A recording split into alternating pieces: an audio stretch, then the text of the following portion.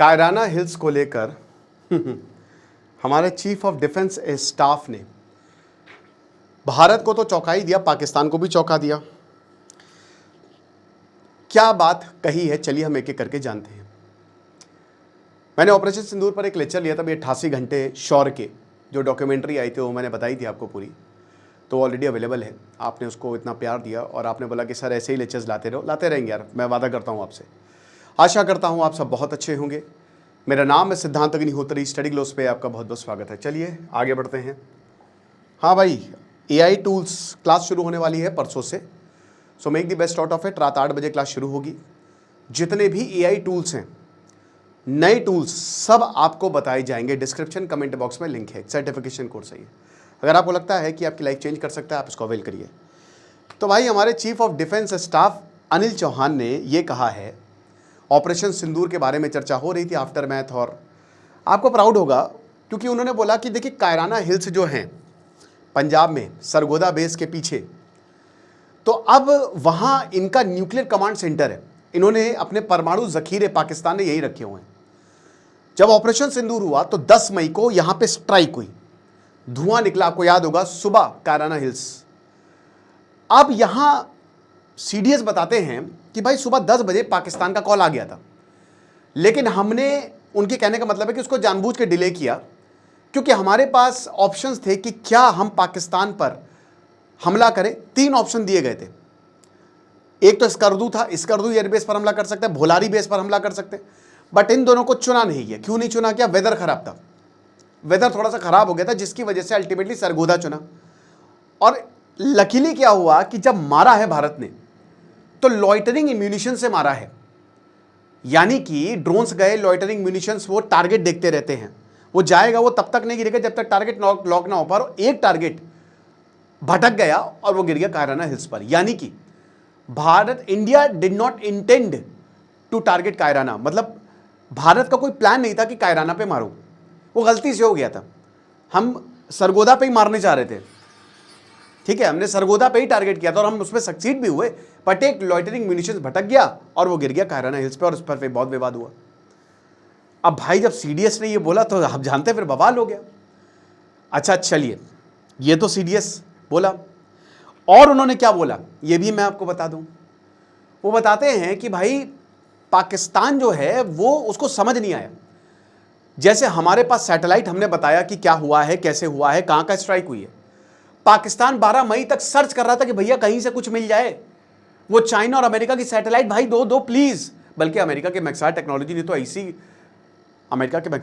ने तो दिखा दिया था कि कराची तो पूरा खाली था, कराची नेवल बेस। अगर भारत चाहता तो वहां पे नेट प्रैक्टिस कर सकता था बम मार के। ये हालात है। सो इंडियन ड्रोन ने बिल्कुल कायराना पे हिट किया, but it did not intend, ये कोई इंटेंशनल स्ट्राइक नहीं थी। तो पाकिस्तान को कुछ मिला ही नहीं। और देखिए, ये डॉक्यूमेंट्री में भी बोला था कि पाकिस्तान ने बहुत कुछ लॉन्च तो किया, उनके इन्होंने हमला भी किया, और हमारे एक एयरबेस उधमपुर को थोड़ा नुकसान पहुंचा था। लेकिन उसके बाद भारत ने ब्रह्मोस मार दी, और जब ब्रह्मोस मारी तो हमने, मतलब 3 वेव में अटैक किया था, मैंने पूरा बताया है। तो पहली वेव में ही पाकिस्तान धराशायी हो गया, उनका फोन आ गया था। हमने कॉम्प्रिहेंसिव विक्ट्री जो है वो पाकिस्तान के ऊपर अर्जित की, और ये सबको पता था। पाकिस्तान के भाई, उनके जो कासिफ अब्दुल्ला, उन्होंने, जो DGM होते हैं, उन्होंने पहले ही छुट्टे ही बोला, हमारे जो DGM थे उनसे बोला कि कितने ब्रह्मोस मारेंगे सर, अब तो मन भर गया होगा आपका। ये बताया है DGM घई साहब ने, घई सर ने, राजीव घई ने। तो अब भारत के पास 2 ऑप्शन थे, ये भी CDS बताते कि पहला ऑप्शन हमने क्या किया था, हमने उरी के बाद हमने लैंड बेस्ड ऑप्शन देख लिया कि सर्जिकल स्ट्राइक कर ली, फिर हमने बालाकोट स्ट्राइक्स की, पुलवामा के बाद एयर वाली, इसके बाद ये लॉइटरिंग वाला, लॉइटरिंग म्यूनिशन, ये पहली बार, ये तीसरा ऑप्शन था हमारे पास।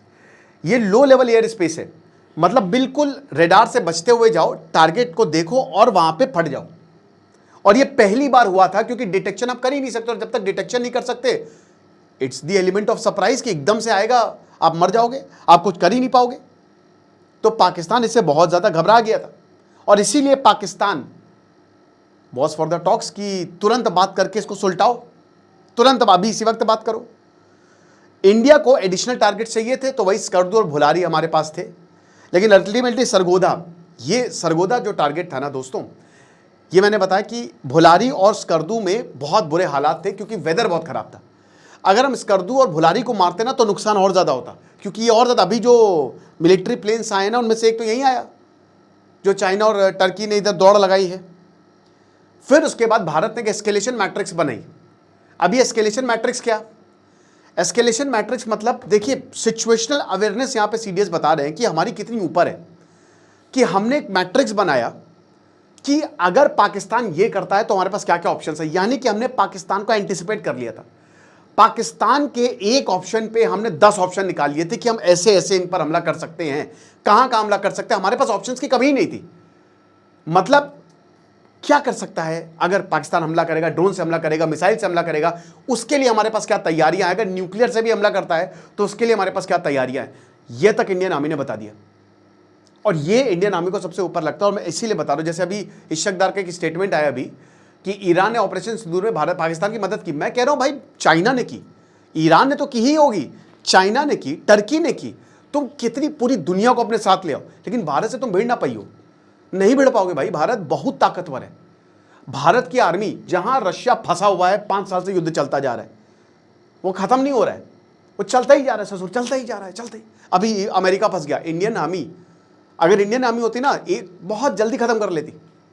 क्योंकि भारत, इंडियन आर्मी का जो वहां पे एग्जाम्स होते हैं ना, जो यहां पे लड़ने की, स्टीव जॉब जो गजब है। स्टीव जॉब्स ने बहुत बढ़िया बात की थी। कल मैंने एक मूवी देखी, हनुमान अंश। आपको पता है कि स्टीव जॉब्स 1974 में नीम करोड़ी बाबा आश्रम गए थे, मतलब नीम करोड़ी मंदिर गए थे। और जो कैची धाम है ना कुमाऊं में, नैनीताल से लगभग 25 किलोमीटर की दूरी पर, मैं तो 3-4 बार जा चुका हूँ।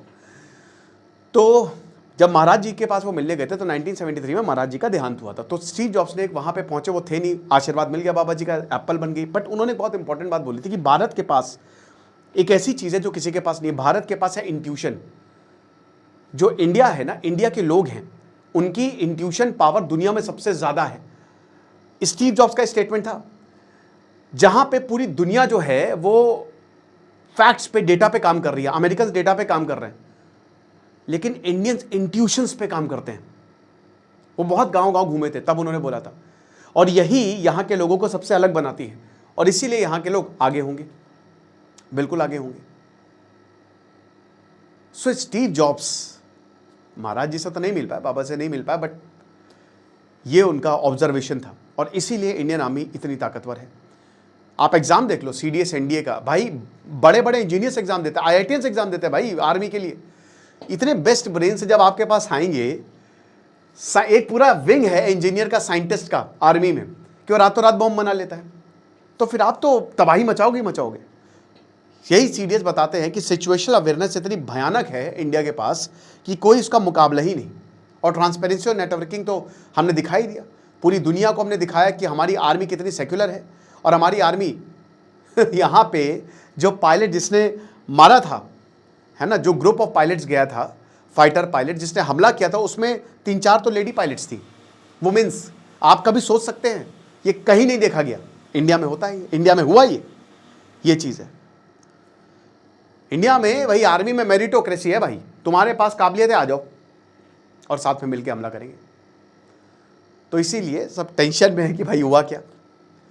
अब कितने भी लोग ईरान सपोर्ट कर दे, पाकिस्तान सपोर्ट कर दे, इस्लामिक नेटो बना दो, बचा थोड़ी ना पाओगे। सपोर्ट बैसाखी वो लोग लेते हैं जो कमज़ोर होते हैं, है ना, वही सपोर्ट लेते हैं जो कमज़ोर होते हैं।